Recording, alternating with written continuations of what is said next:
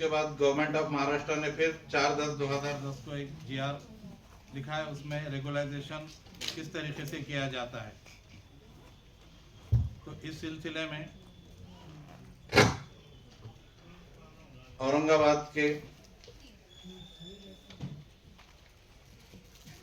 Minority upliftment forum और नुमाइंदा council के जरिए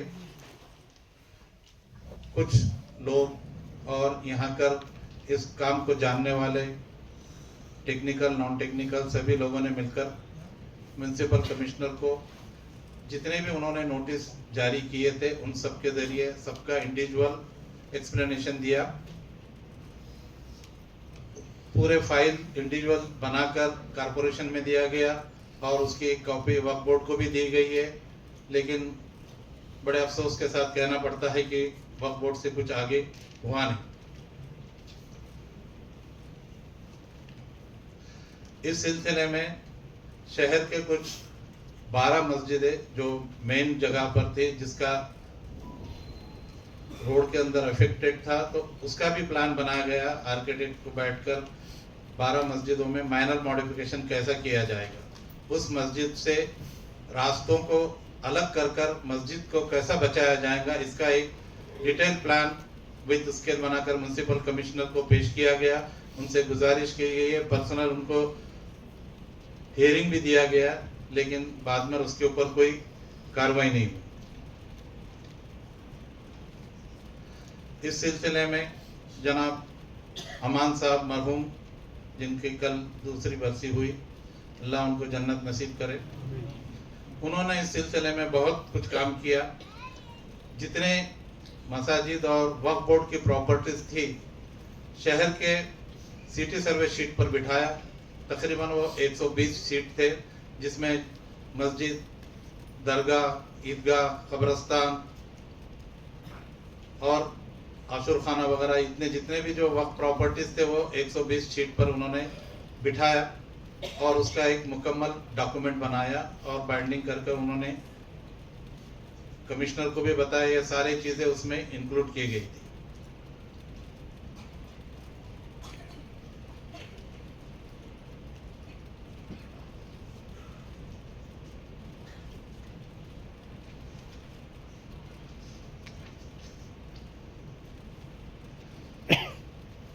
नुमाइंदा काउंसिल और अपलिफ्टमेंट फोरम के तरफ से परसिक्यूशन किया गया था। जब upliftment forum, minority upliftment forum का डेलीगेशन म्युनिसिपल कमिश्नर को मिलने गया था, तब उन्होंने एक क्वेश्चन रेज किया कि तुम्हारा रजिस्ट्रेशन क्या है और तुमको क्या इख्तियार पहुंचता है कि दूसरे चीज़ों के लिए, यानी स्ट्रक्चर के लिए तुम ऑब्जेक्शन दाखिल कर रहे हो। तो उसके बारे में फिर तुरंत अपलिफ्टमेंट फोरम का रजिस्ट्रेशन किया गया। इसमें अमान साहब ने बहुत बड़ी खिदमत की है। उन्होंने अपना जान माल सब कुछ, उनका पेंशन का जितना भी खर्च आता था, पैसा उनके पास आमदनी आती थी, ये इस फोरम के लिए उन्होंने खर्च किया। उनके पास बैठकर 10-12 कंप्यूटर है, 8-10 लोग काम करते थे, टाइपिस्ट काम करके हर एक का उन्होंने किया। यहाँ तक कि औरंगाबाद शहर का ही नहीं किया, ग्रेटर बॉम्बे में जो लिस्ट पब्लिश हुई थी वो ग्रेटर बॉम्बे के मसाजिद, दरगाह वगैरह की वो पूरी लिस्ट को जमा कर उसका रिप्रेजेंटेशन बॉम्बे म्युनिसिपल कॉर्पोरेशन को दिया गया। जालना के अंदर प्रॉब्लम चल रहा था तो जालना का भी रिप्रेजेंटेशन दिया गया। इसी तरह परभनी म्युनिसिपल कॉर्पोरेशन में भी बहुत से लोगों को नोटिस आई थी, उसका एक रिप्रेजेंटेशन बनाकर म्युनिसिपल कमिश्नर को दिया गया। और तकरीबन इन सब जगहों पर रिप्रेजेंटेशन देने के बाद में उसकी हेयरिंग के लिए भी हमारा ग्रुप खुद गया और उनको सेटिस्फाई किया है कि ये मस्जिद है, ये कैसा प्रोटेक्ट होती है, जिसमें स्लम के अंदर की मस्जिद है, जो गावठान के अंदर की मस्जिद है, और उसका प्रोटेक्शन किस तरीके से होता है, ये डिटेल रिप्रेजेंटेशन में दिया गया था।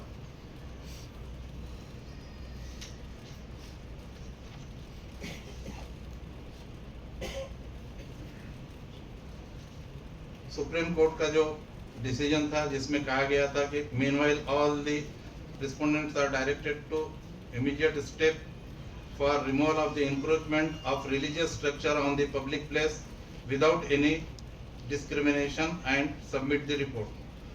No unauthorized structure, construction of any religious institution, namely temple, church, mosque or gurdwara etc shall be permitted on public or street or public place। तो इसको हम बाद में औरंगाबाद या परभनी में कहीं भी इसकी कोई एक्शन नहीं हुई। अल्हम्दुलिल्लाह अल्लाह ने इसमें बहुत मदद की और हम लोग इसमें सक्सेस रहे। अब रहा डेवलपमेंट प्लान बनाने का तरीक़ाकार। डेवलपमेंट बनाने का तरीक़ाकार ये है कि सबसे पहले उसका इंटेंशन डिक्लेयर किया जाता है। अब इंटेंशन में कौन से रकबे के लिए, कौन से एरिया के लिए प्लान बना जाता है, उसको पब्लिकेशन किया जाता है और 60 डेज के अंदर वो पब्लिकेशन के ऊपर सजेशन ऑब्जेक्शन मंगाए जाते हैं। औरंगाबाद शहर का भी पब्लिकेशन हुआ था, 75 में हुआ था, 2001 में 85 में हुआ था, 2016 में हुआ था। उसके बाद अब एरिया के ऊपर तो किसी ने कोई ऑब्जेक्शन नहीं लिया।